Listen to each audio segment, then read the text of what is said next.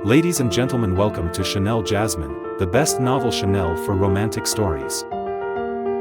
Hai guys, selamat datang di channel Jasmine, channel terbaik untuk menyimak novel-novel romantis. Mohon dukung channel ini dengan subscribe, like dan share video-video yang ada di channel ini. Terima kasih.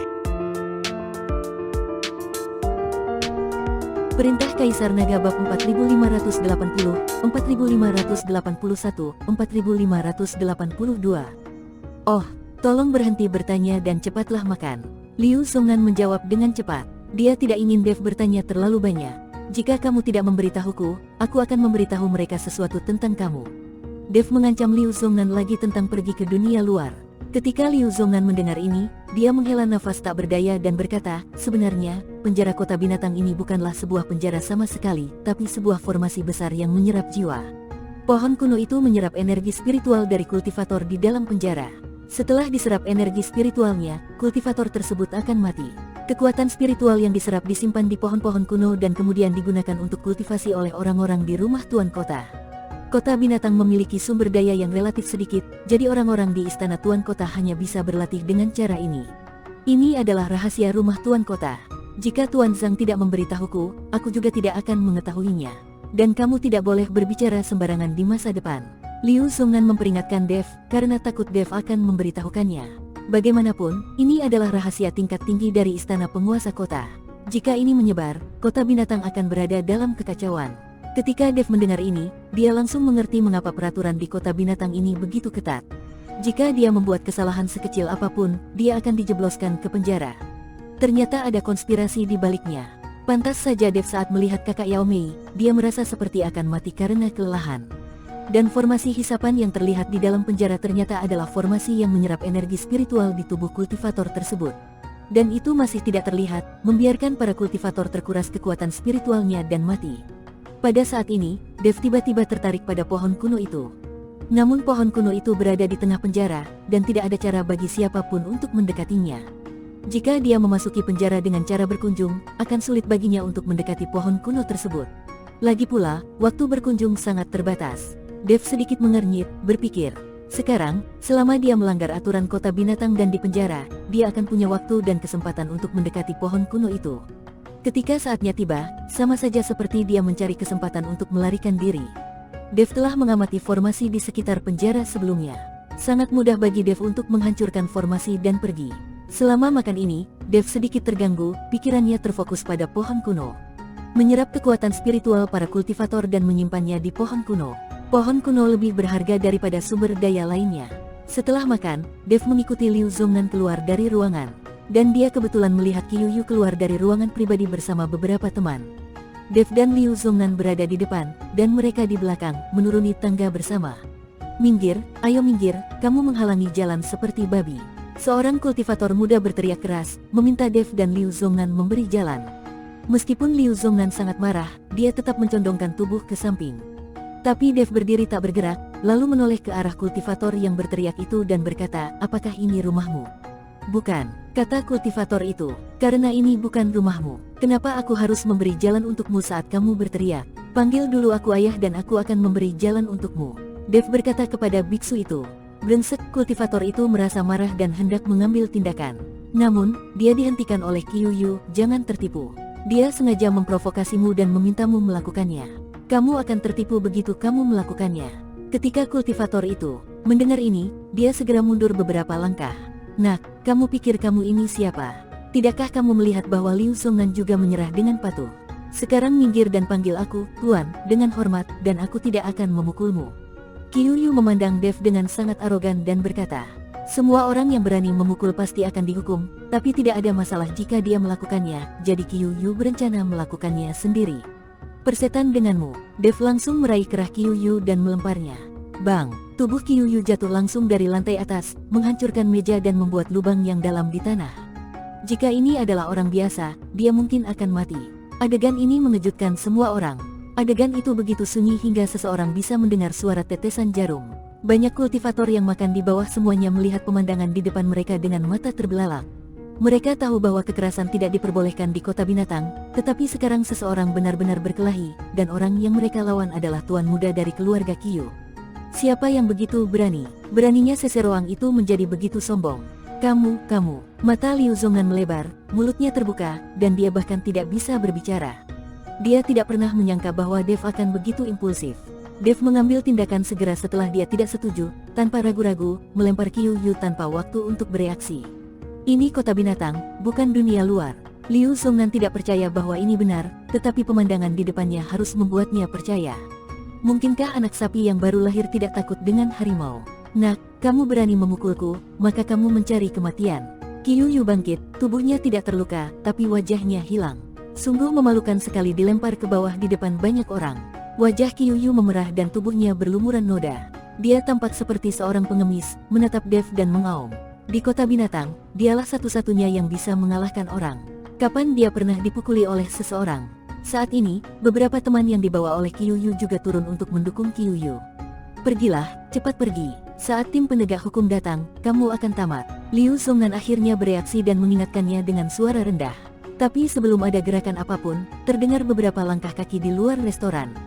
Kamu berani mengambil tindakan di kota binatang, kamu terlalu lancang.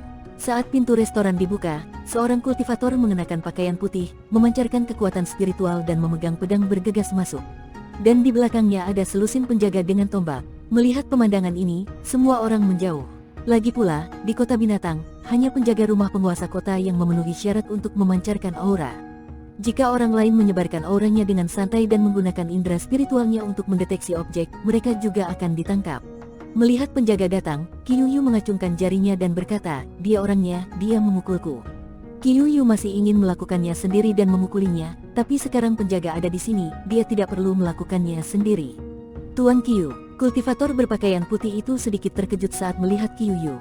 Dia tidak percaya jika seseorang berani menyerang keluarga Qiu di kota binatang. Jika dua kultivator muda yang marah dan mulai berkelahi karena sesuatu, itu tidak masalah. Tapi untuk menyerang keluarga Qiu di kota binatang, apakah ini berarti mereka hidup terlalu lama? Ini terlalu melanggar hukum. Nak, jika kamu berani mengambil tindakan di kota binatang, kamu akan ditangkap tanpa ampun. Kultivator berbaju putih berkata dengan pedangnya mengarah ke Dev. Aku akan pergi bersamamu. Dev tidak berbicara. Liu Zongnan di samping setuju untuk mengikutinya ketika dia melihat betapa santainya dia. Tapi jika Dev dipenjara, dia akan mati. Tunggu sebentar, meskipun dia mengambil tindakan, dia tidak mengeluarkan energi spiritual. Dia hanya mengandalkan kekuatan fisik. Dan Tuan Qiu tidak terluka, dia hanya terjatuh. Kami bersedia membayar, tapi bisakah kamu tidak menangkapnya? Liu Zongnan berkata kepada kultivator berbaju putih.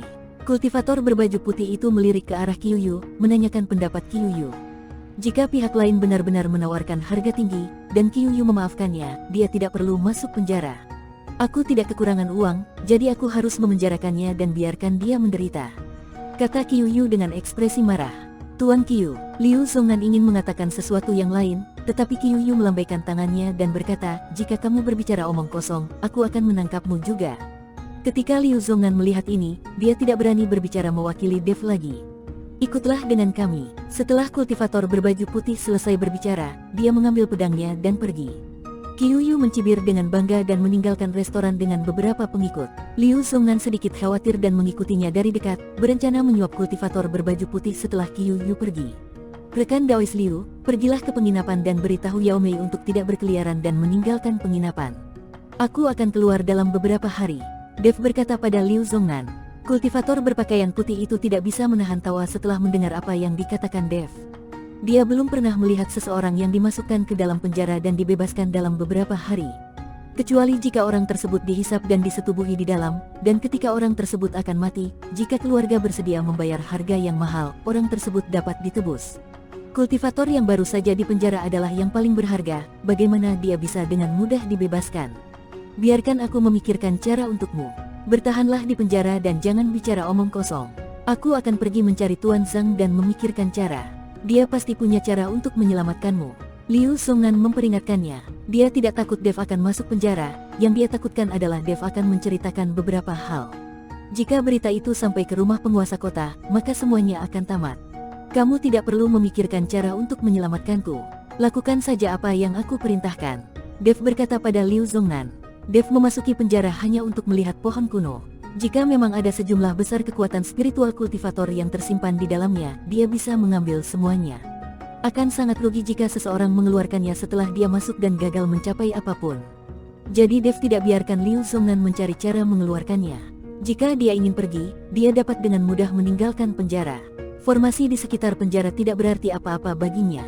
Liu Zongnan tidak mengerti apa yang ingin dilakukan Dev, tetapi karena dia tidak diizinkan menyelamatkannya, Liu Zongnan tidak punya pilihan selain melakukannya. Dev mengikuti kultivator berbaju putih ke penjara yang terbungkus kabut putih. Setelah berkomunikasi dengan Kapten Zhou di penjara, kultivator berpakaian putih itu segera menyerahkan tahanannya. Kapten Zhou memandang Dev, sedikit mengernyit dan berkata, "Mengapa kamu terlihat sangat familiar? Sepertinya aku pernah melihatmu di suatu tempat. Wajahku yang tampan mungkin terlihat familiar." Dev berkata, dia tidak berharap Kapten dapat mengenalinya setelah 1 minggu. Bukankah dia baru saja masuk penjara kemarin dan ditangkap hari ini? Ayo, ikut denganku. Kapten Zhou berjalan menuju penjara bawah tanah dengan senjatanya. Tanpa diduga, kali ini, tempat di mana Dev ditahan sebenarnya adalah penjara yang sama dengan saat Dev yang mengikuti Yao Mei kemarin. Mungkin banyak kultivator di penjara di sini yang telah meninggal dan masih ada ruangan tambahan. Setelah memasukkan Dev ke dalam penjara, Kapten Zhou berkata, "Wah, tidak ada aturan di penjara. Selama kamu tidak melarikan diri, kamu bisa melakukan apa saja. Jangan berpikir untuk berlatih di sini. Tidak ada energi spiritual sama sekali. Istirahatlah yang nyenyak di dalam penjara. Seseorang akan membawakanmu 3 kali makan. Meskipun kamu tidak memiliki energi spiritual, kamu tidak akan mati kelaparan. Akan ada waktu tertentu bagimu untuk keluar dan mencari udara segar. Kamu tidak perlu melakukan apapun. Di sini lebih nyaman daripada di luar." Jika Dev tidak mengetahui tujuan penjara ini, dia akan mengira bahwa perawatan di sel ini sangat baik. Dimengerti, Dev mengangguk. Setelah Kapten Zhou pergi, kakak Yao Mei yang ada di sebelah ruangan penjara Dev angkat bicara, "Rekan Tao, mengapa kamu ditangkap? Mengapa suaramu terasa familiar bagiku?" Karena ada tembok, kakak Yao Mei bisa mendengar suara Dev tapi tidak bisa melihat Dev. "Aku baru saja memukul seseorang, lalu aku di penjara. Aku tidak tahu berapa lama." "Rekan Tao, mengapa kamu di penjara?" Dev bertanya saudara Yao Mei. Saudara Yao Mei menghela nafas dan berkata, "Hei, aku bertemu seorang kultivator wanita dan berbicara tentang menjadi pasangan kultivasi ganda. Kami pernah berlatih kultivasi ganda bersama, tetapi dia memintaku 100 koin spiritual emas ungu. Bagaimana aku bisa memiliki begitu banyak uang? Dia menggugatku dan menuduh memperkosanya, dan kemudian aku ditangkap. Sungguh sial." Ketika Dev mendengar ini, dia tidak bisa menahan tawa. Pantas saja Yao Mei tidak mau membicarakan bagaimana kakaknya ditangkap. Bersambung.